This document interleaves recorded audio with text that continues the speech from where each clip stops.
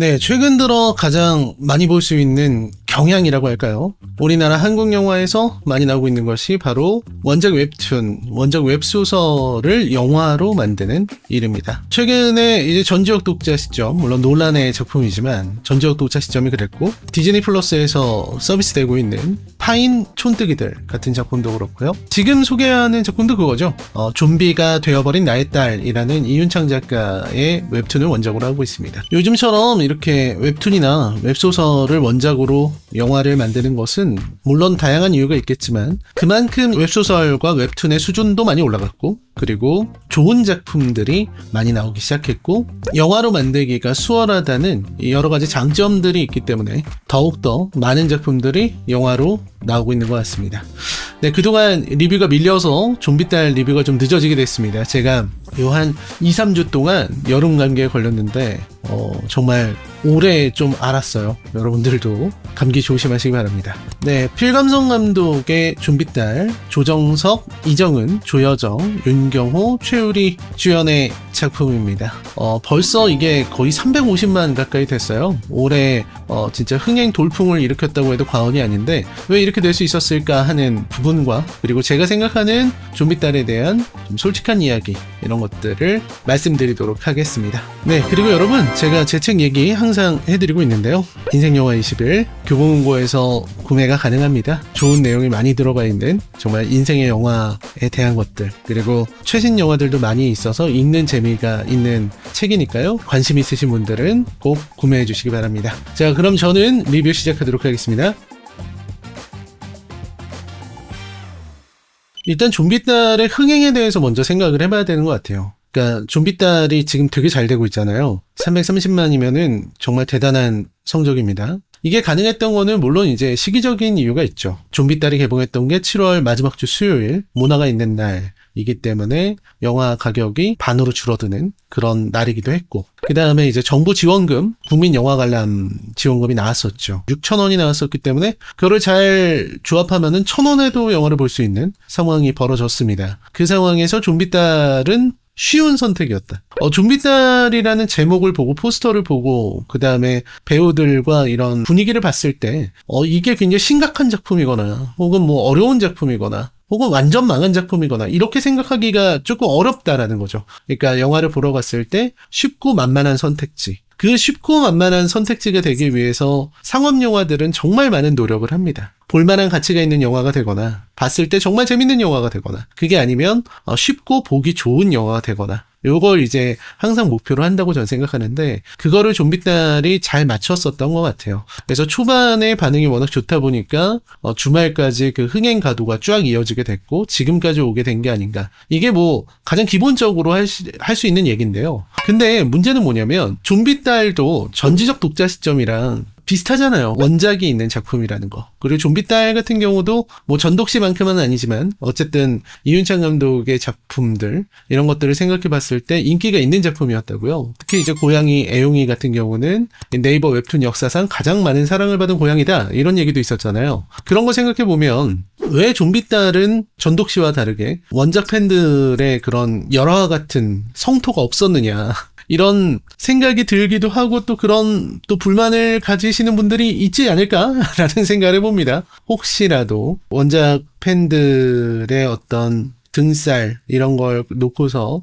이제 뭐 원작충이다, 이런 얘기를 하잖아요. 저도 이제 그런 얘기를 많이 들어요.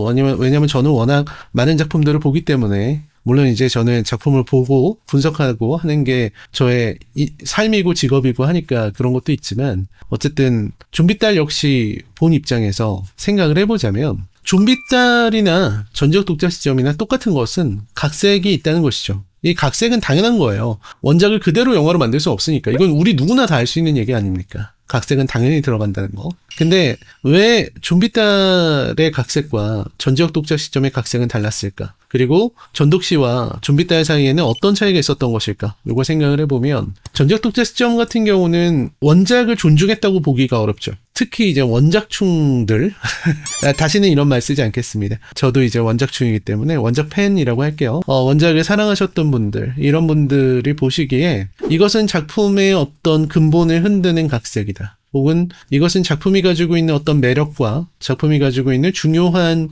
요소를 존중하지 않는 각색이다 라고 생각이 들게 만드는 부분들이 있었습니다. 특히 이제 김독자에 대한 설정들이 그랬죠. 그리고 이제 뭐 배우성에 대한 이야기라든지 좀 여러 가지 부분들이 이 작품을 정말 사랑하는 사람이 만든 것이 맞나? 라는 생각을 하게 만들어요. 원작이 있는 웹툰을 만들든 혹은 뭐 원작 코믹스인 작품을 만들든 혹은 또 장르물을 만들든 그런 부분에서 가장 중요한 것은 그 사람이 그걸 사랑하고 있나? 라는 부분에 대해서 독자들은 그걸 느껴요. 그러니까 원작을 본 사람들은 적어도 이 작품을 만든 감독이 미디어 믹스를 하고 있는 영화판을 만들고 있는 이 감독이 이 제작진이 원작을 존중하고 있는가 이 장르를 존중하고 있는가 사랑하고 있는가 이런 것들을 보게 되는 것 같아요. 예시를 들자면 이 부분이 조금 길어질 수 있겠는데 우리가 마블 영화 얘기할 때요. 이터널스가 나왔을 때 많은 얘기들이 있었어요. 클로이 자오 감독이 만들었죠. 클로이 자오 감독은 뭐 미국의 독립영화 그 유명한 노매드랜드를 만든 사람이잖아요. 그걸로 인해서 영화를 얼마나 잘 만들고 또 얼마나 깊은 이야기를 할 수 있는 감독인지를 이미 증명을 한 미국 감독입니다. 그럼에도 불구하고 그 클로이 자우가 만든 이터널스는 정말 최악의 평가를 받아야만 했습니다. 그 이유가 뭐냐면 저는 지금도 그렇게 생각해요. 클로이 자우는 이 작품의 멋짐, 히어로 영화가 가지고 있는 매력을 잘 알지 못했어요. 히어로 영화를 그렇게 사랑하지도 않고 코믹스를 사랑하지도 않고 왜 마블 히어로 영화가 멋지고 사람들이 사랑할 만한 요소가 있는지를 생각하려고 하지 않았다라는 게 저의 평가였거든요. 그때도 제가 쓰는 거의 모든 칼럼에 그런 얘기를 썼었고 지금도 똑같은 입장입니다. 어떤 특정한 장르나 어떤 특정한 원작이 있는 작품을 만드는 사람들은 그 작품을 사랑하든지 아니면 적어도 존중해야 된다라는 게 제 입장이죠. 전독 씨는 그게 보이지 않았습니다. 원작을 사랑하는 것 같지 않았고요. 원작에 대한 존중이 잘 느껴지지 않았습니다. 많은 작품들이 그래요, 사실. 지금 기억하실지 모르겠는데 너무 옛날 작품이 돼버렸는데 벌써. 재벌집 막내 아들 드라마판을 보면서 마지막에 많은 사람들이 분노를 했던 것은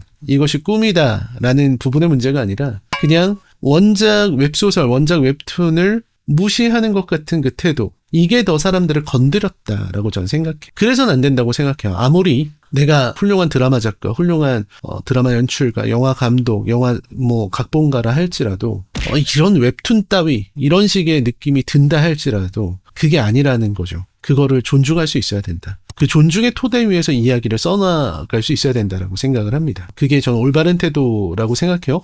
물론 이제 이게 꼭 맞는 건 아닐 수도 있어요. 왜냐면 저의 생각과 정반대로 인생을 살아가셨던 분, 그리고 정말 정반대로 원작 따위가 뭐가 중요해? 영화가 중요하지 해서 대성공을 이루신 우리 스탠리 큐브릭 같은 예도 있기 때문에 이제 그분께서 만드신 영화에 대해서 또 이제 우리가 뭐라고 할 수는 없는 거잖아요. 그래, 나 원작 존중 안 했어. 근데 내가 이렇게 만들었는데 니들이 어쩔 거야 라고 하면은 사실 할 말은 없습니다. 네. 어쨌든 그 스탠리 큐브릭 같은 그런 위대한 감독들은 논외로 치고 일반적인 경우에 저는 그렇다고 생각한다. 예외를 인정하지 않는 것은 아니다. 이런 말씀을 드리고 그런 의미에서 좀비딸은 원작을 존중하는 모습이 보였다고 저는 생각을 하고요. 물론 뒷부분에 나오는 여러 가지 전개들은 저는 잘못됐다고 생각하지만 그럼에도 불구하고 원작에 나오는 캐릭터들 특히 이제 수아 아빠 캐릭터 있죠. 이게 원작에서의 모습에 비하면은 사실 이 영화판에서 보이는 모습은 굉장히 순화됐다고 볼 수도 있거든요. 혹은 이제 그 정환이가 자기 딸 수아한테 수아야 물어 하는 그 장면이 없어졌다든지 이런 부분들을 보면 그러니까 원작을 어떻게 영화화해야 될까 영화화하면서 어떻게 관객에게 다가가야 할까 이 부분을 좀 많이 고민했던 것으로 보여요. 그런 부분에서 이제 원작에 대한 무시라든지 이런 부분은 잘 드러나지 않은 것 같다. 그래서 좀비딸에 대한 반발은 좀 적었다라는 생각을 하게 됩니다. 이게 이제 좀 긍정적인 평가라면 두 번째 평가는 조금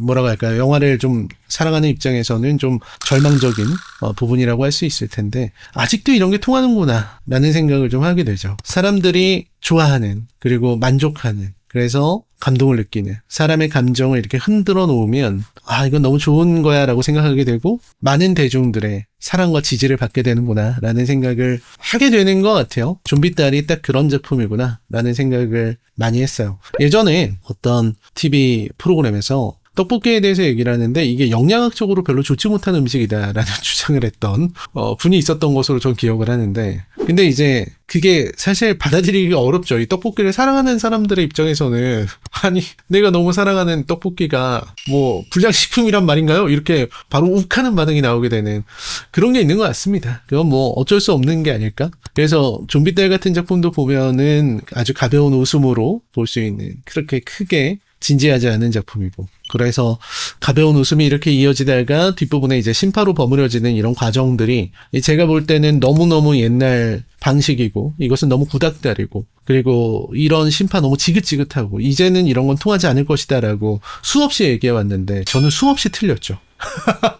그렇지 않습니까? 저는 이제 이런 거는 한국 영화에 없어져야 된다라고 지난 수년간 계속해서 주장을 해왔던 사람인데, 오늘도 제가 틀렸음을 이거 인정하지 않을 수가 없죠. 아, 대중적으로는 여전히 옳은 것인가? 아니야, 그럴 리가 없어라는 스스로 여러 가지 생각을 하게 돼요. 하지만 그럼에도 불구하고 이 좀비딸은 비판받아야 될 영화입니다. 그래서 그런 부분에 대해서 좀 자세하게 진지하게 좀 이야기를 해보는 시간을 한번 가져보도록 합시다. 어차피 스토리나 이런 거는 뭐 별게 없고 연출 측면에서도 크게 말씀드릴 만한 건 없어서 가볍게 짚고서 좀비딸을 제가 왜 비판하는가 하는 부분을 좀 자세하게 설명드리도록 하겠습니다. 제가 여전히 좀 아파요. 그래서 좀 말에 힘이 좀 부족한데 그거 좀 이해해 주시고요. 저는 앞부분의 진행은 되게 좋았어요. 그러니까 앞부분의 진행은 좀 자연스러웠다고 생각이 들고, 물론 이제 보아의 넘버원이 들어간 부분이라든지 이런 부분들은 사실 좀 이해하기 어려웠거든요. 지금 시대상이 그래도 요즘으로 보이는데 보아의 넘버원은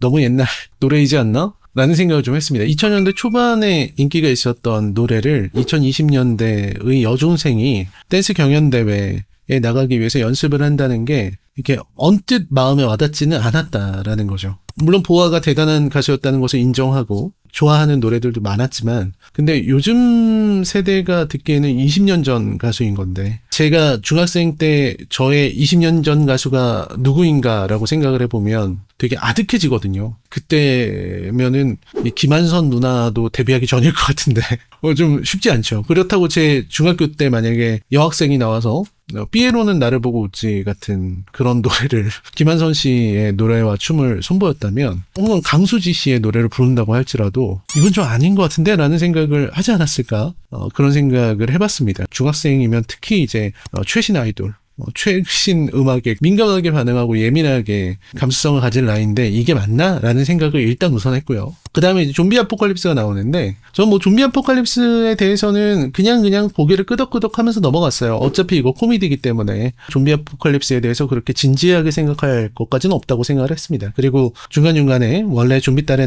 나왔던 캐릭터들이 이렇게 지나가는 모습들 되게 좋았고요. 그리고 수아가 물리고 뭐 음복리까지 가는 과정, 이런 것들이 되게 좋았어요. 그리고 이런 부분에서 사실 저는 좀비딸이라든지 혹은 뭐 강풀의 당신의 모든 순간 굉장히 실망스러운 작품이 됐지만, 졸작이 됐지만 28년 후 같은 작품들도 보면 어쨌든 좀비 사태가 마무리되고 난 다음의 이야기를 그리잖아요. 좀비딸 같은 경우도 그런 부분에서 저는 가치가 있는 작품이다라고 생각을 하거든요. 그러니까 저는 좀비물의 어쩔 수 없는 한계는 좀비 아포칼립스가 시작되는 순간, 그 아비규환의 순간을 그린 작품들은 이미 너무 많고, 거기에서 나오는 생존과 투쟁의 이야기를 다룬 작품들도 이미 너무 많기 때문에 이제는 그 이후의 이야기를 그릴 수 있어야 된다고 생각해요. 그런 면에서 좀비딸은 나쁘지 않은 작품이다 라는 생각을 했습니다. 결국 그런 거잖아요. 내 가족이 병에 걸렸어, 이렇게 생각하시면 되는 거예요. 근데 그 병이 전염병이야. 그래서 내 아이가, 우리 집 자녀가 전염병에 걸렸는데 그 전염이라고 하는 게 이렇게 전염력이 강하지가 않죠. 제가 말하는 전염력이 강하지가 않다는 거는 공기 감염이 된다거나 혹은 뭐 그런 게 아니라는 겁니다. 반드시 물어야만. 이 무은다는 행위 자체가 사실 그렇게 성립하기 쉬운 전염병의 전파 요건은 아니라고 저는 생각하기 때문에 그런 부분에서 쉽지 않은 전염력을 갖고 있죠. 그러니까 잘 묶어놓기만 하면 사실 별 문제가 없는 전염병이기도 합니다. 좀비딸에도 나오잖아요. 틀니로 무는 장면이 나오긴 하는데 그게 참 웃기는 장면인데, 제가 또 강남 좀비 얘기를 할 수는 없어서 그냥 넘어갑니다만 어쨌든 그런 부분에서 보면은 치아 보호를 위해서 마우스피스 같은 것만 끼워놔도 되게 안전하다고 할 수 있는 거기 때문에 그런 부분에서 고민을 많이 할 수 있겠죠. 내 자녀가 병에 걸렸는데 그 병든 자녀를 국가에 신고하면 국가에서 치료를 한답시고 어떻게 하냐면 죽여버리는 상황이 벌어지는 거잖아요. 굉장히 민감한 대응이에요. 예민한 대응이고 그런 민감하고 예민한 대응이 나왔기 때문에 이 좀비 바이러스의 전파를 막을 수 있었던 것으로 보이긴 하지만 그러면 가족이 있는 부모 입장에서는 내 아이가 밝혀지지 않기를 바랄 것 같거든요. 여기에서 나오는 어떤 문제가 있잖아요. 나라를 위해서는 이 위험한 바이러스를 가지고 있는 내 아이를 밖으로 내는 것이 맞죠. 하지만 그게 과연 될까라는 생각을 하게 되는 거죠. 이 사회의 일원으로서의 의무를 다하기 위해서 자기 자녀를 희생시켜야 하는가 아니면 끝까지 데리고 있어야 되는 거 위험하더라도 전자가 낫지만 후자의 경우에도 그 마음은 이해할 수 있다라는 생각이 들게 만드는 설정이라서 저는 그런 부분들은 그냥 영화에서 잘 드러나서 좋았고요. 그리고 일단은 싱크로에 대해서 얘기할 때 이정은 배우는 저는 꼭 얘기해야 된다고 생각해요. 솔직히 이정은 배우의 그 할머니 연기를 보면서 아 이건 대단하다. 정말 원작에서 그대로 나온 것 같은 밤순이 할머니의 모습이 잘 드러났다는 생각이 들었고 이 효자손으로 이렇게 때렸는데 겁먹은 표정하는 수아의 모습도 굉장히 귀여웠다고 생각을 했습니다. 그리고 전체적으로 색감에 되게 신경을 많이 썼다는 생각이 들었어요. 그 이제 알록달록한 색감, 약간 주황색, 붉은 계열이 되게 강조되어 있는 것 같은 그런 색감이 되게 좋아서 그런 부분에서 이 색보정에 신경을 많이 쓴 것 같다라는 생각도 좀 했고요. 전반적으로 이 은복리의 모습이 되게 동화 속 장면처럼 보이게 만드는데 일조를 했다고 생각을 합니다. 그래서 그런 부분들은 전 다 좋았다고 생각해요. 웃음이 나오는 부분들도 있었고 어떻게 보면 되게 사랑스러운 작품이다 이렇게도 볼 수 있죠. 근데 이제 모든 문제는 뭐냐면 후반부로 가면서 이제 영화상의 전개를 하게 되는데 그런 부분들이 좀 너무 고통스러웠어요. 예정된 신파들 특히 놀이공원에 갔다가 물론 놀이공원도 이윤창 작가의 전작에서 가져왔다는 점은 좋긴 하지만 어쨌든 놀이공원에 가서 수아의 정체가 들통나고 그렇게 돼서 벌어지는 이 모든 사건들 거기에 나오는 모든 부분의 이런 전개가 너무너무 마음에 안 좋았어요. 어떤 부분에서 마음에 안 좋았냐? 일단은 정환이가 가지고 있는 사고방식을 이해할 수가 없습니다. 수아를 아무리 자기는 사람이라고 생각하고 잘 안 걸릴 거라고 생각하고 그냥 이렇게 화장으로 피부만 가리면은 사람처럼 보일 것이다 라고 생각하는 것이 너무나도 나이브한 생각이라고 봤습니다. 그때부터 이제 집중할 수가 없게 되더라고요. 아무리 정환 캐릭터를 조정석 배우가 설득력 있게 연기를 한다고 치더라도 이게 너무 말도 안 되는 행동을 하는 거를 바라볼 수 없잖아요. 저는 이제 수아는 되게 아픈 딸이라고 생각한다고요. 근데 아픈 딸을 데리고 간다? 뭐 갈 수는 있겠죠. 놀이공원에 가는 것 자체는 문제가 안 되죠. 근데 문제는 뭐냐면 얘가 절대로 들켜서는 안 되는 전염병을 갖고 있는 감염자란 말이에요. 근데 그 감염자를 데리고 남자 둘이서 얘를 데리고 그 사람 많은 데에 간다는 것 자체가 저는 너무 좀 답답했습니다. 개장하기 전에 혹은 개장하고 나서 아무도 안 보이는 곳에 잠깐 데리고 가서 놀이공원의 모습을 보여주고 오는 것도 아니고 그 사람 많은 곳을 돌아다니게 만들었다는 거잖아요. 그때부터 집중력이 떨어지기 시작했고 거기서 이제 들키는 장면이나 이런 부분들도 좀 답답했다. 한숨이 나오게 만드는 그런 전개였다는 생각을 합니다. 그리고 이제 후반부의 심파 부분인데 이 후반부의 심파 이런 부분도 너무 눈에 훤히 보이고요. 너무 답답하고 정말 이건 아니지. 이거는 도대체 언제적 영화인가? 라는 생각을 정말 많이 했어요. 이거는 한 20년 전에 2000년대 중반쯤에 어딘가에 있었다. 라고 하면은 사람들이 그래 그때쯤 있었으면 참 어울렸을 것 같다 라는 생각이 들 정도로 좀 올드하다는 생각을 많이 했습니다. 그래서 이런 철진한 K신파가 언제까지 될까 하는 생각도 들면서 상업영화로서 좀비딸이 상업적인 성공을 이루는 데에는 완벽하게 해냈다고 저는 생각합니다. 하지만 그럼에도 불구하고 이 좀비딸에 쏟아지는 비판을 피해갈 수는 없을 것 같다는 생각을 했어요. 한편으로는 물론 이 좀비딸이 가지고 있는 온 가족이 볼 수 있는 장점이라든지 웃을 수 있는 영화, 그러면서 감동을 받을 수 있는 영화라는 어떤 기능적인 측면에서는 충분히 하고 있는 작품이긴 하지만 그럼에도 불구하고 더 나은 것을 원한다는 말씀을 드려야 될 것 같아요. 이것은 너무나도 익숙한 맛이었고, 그리고 너무 진부했어요. 코미디도 애매했고요. 드라마도 애매했고, 특히 이제 결말 부분이 많이 아쉬웠다는 생각이 들었어요. 넘버원으로 끝나는 장면도 마찬가지였고, 마지막 엔딩에서 원작이 가지고 있는 엔딩의 어떤 가치, 이런 것들을 구현하지 못한 것도 좀 아쉬웠습니다. 저는 그거 안 찍었다고까지는 생각하지 않고 좀 잘려나간 것 같은데, 왜 잘랐을지 좀 의문이에요. 그 좀비 사태가 완전히 끝나고 치료제가 다 나오고 나서 수아처럼 집에 몰래 숨겨놨던 사람들이 많았다라는 것이 드러나는 장면이 사실 이 작품이 보여주려는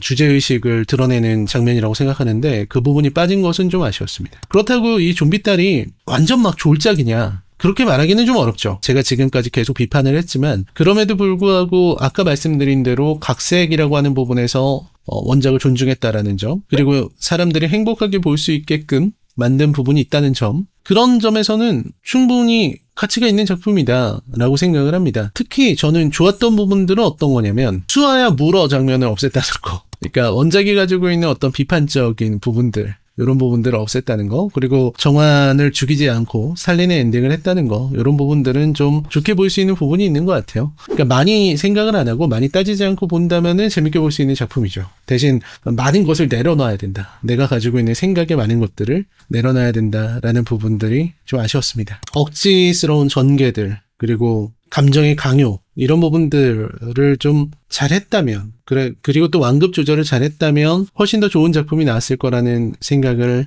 했어요. 너무 많은 부분에서 배우들에게 철저하게 의존한다는 점들, 이런 부분들은 좀 아쉬웠습니다. 네, 영화 좀비딸에 대한 제 평점은 10점 만점에 4점입니다. 이 작품은 비판을 하자면 정말 한도 끝도 없어요.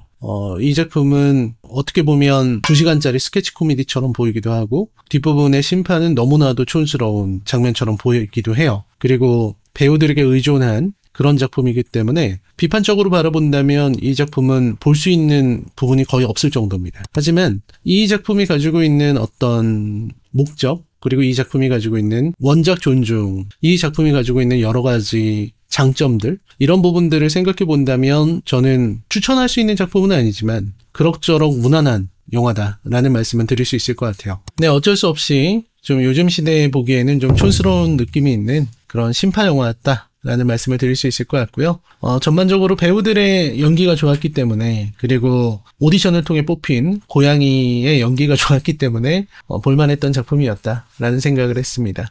최유리 배우 같은 경우는 이 작품에서 유일하게 혼자서만 좀비 역할을 해야 되기 때문에, 가족들 중에서 그런 부분에서 참 어려운 연기를 했겠구나라는 생각을 하게 되는데, 한편으로는 수아 캐릭터가 너무 좀비처럼 보이지 않는 것도 저는 문제라고 생각이 들었어요. 수아가 이렇게 얼굴에 파란 핏줄이 올라오거나 눈 색이 다르거나 이 정도를 제외하면은 좀비처럼 보이지 않거든요. 그러니까 만약에 수아가 뭐 킹덤이라든지 부산행의 좀비들처럼 훨씬 더 외모가 좀비처럼 이렇게 강렬했었다면 이 작품의 분위기가 완전히 달라졌을 것 같아요. 근데 그런 부분에서 수아의 그러한 외모는 할머니의 입장에서 봤을 때는 불쌍한 아픈 우리 손녀라고 보게 만드는 그런 가족영화로서의 미덕을 가져가게 만드는 요소라고 볼 수 있겠지만, 한편으로 좀 엄밀한 좀비 영화의 측면에서 보면은 이게 무슨 좀비냐라는 생각이 들게 만드는 장면이기도 했죠. 그런 면에서 받아들이는 사람들마다